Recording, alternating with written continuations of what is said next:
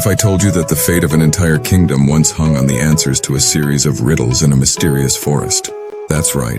The greatest war in ancient India might never have happened if a prince had answered incorrectly to a supernatural being's questions.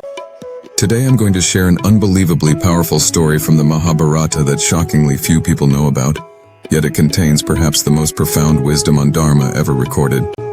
But wait, it's getting more interesting. This isn't just any story. This is about a moment when Yudhishthir, the eldest of the Pandava brothers, faced the most challenging test of his life. A test where wrong answers meant death. The Pandavas were in their final year of exile. 13 long years had passed since they lost their kingdom in a rigged game of dice. Soon, they would return to reclaim what was rightfully theirs. One scorching afternoon in the forest of Dwaitavana, Nakula, one of the 5 brothers, felt an overwhelming thirst. He approached a crystal-clear lake, cupped his hands to drink, but mysteriously, a voice thundered from nowhere. "Stop! Answer my questions before you drink or face death."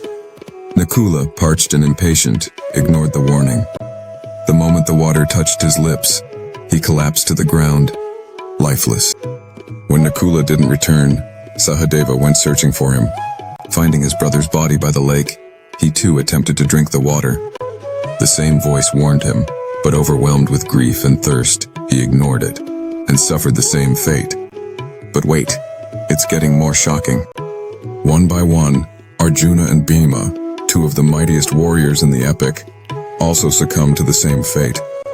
4 mighty Pandava brothers lay motionless by the pristine lake. When none returned, Yudhishthir himself ventured into the forest. Imagine the horror that gripped his heart when he discovered all 4 of his beloved brothers lying dead by the water's edge.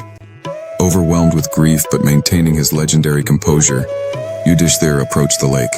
As he bent down to drink, the same voice boomed, "I am the guardian of this lake. Your brothers ignored my warning and paid with their lives. Before you drink, you must answer my questions. If you succeed, you may quench your thirst and I shall restore life to one of your brothers." Yudhishthir, known for his unwavering adherence to truth and Dharma, agreed. What followed was one of the most profound philosophical exchanges in ancient literature. The voice belonged to a Yaksha, a divine nature spirit, who had taken the form of a crane. As Yudhishthir stood ready, the Yaksha began his interrogation. "What is heavier than the earth?" Yudhishthir replied, "A mother's love." "What is higher than the heavens?" "A father's affection." "What travels faster than wind?"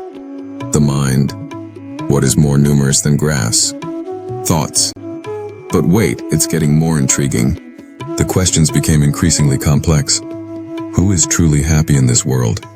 Yudhishthir answered, "One who cooks a simple meal, owes nothing to anyone, and does not need to leave home to earn a living is truly happy." What is the greatest wonder in the world? Every day, countless beings die, yet the living behave as if they are immortal. This is the greatest wonder. The Yaksha then asked the most crucial question. "What is Dharma?" Yudhishthir thoughtfully replied, "The true path of Dharma is exceedingly subtle and complex. Different texts describe it differently, and even great sages disagree on its nature.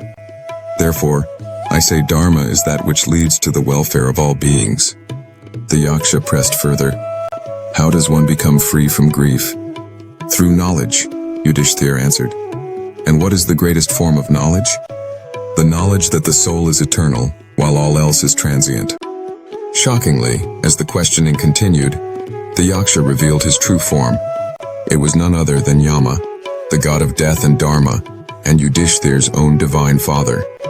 Impressed by Yudhishthir's wisdom, Yama offered to revive one of his brothers. Yudhishthir made an unexpected choice. Instead of asking for Bhima or Arjuna, his strongest brothers who would be vital in the coming war, he requested the revival of Nakula. When Yama asked why, Yudhishthir revealed his profound understanding of Dharma. "My father had 2 wives, Kunti and Madri. I am Kunti's son. If I choose my own blood brother, it would be unjust to Madri, who has already lost so much.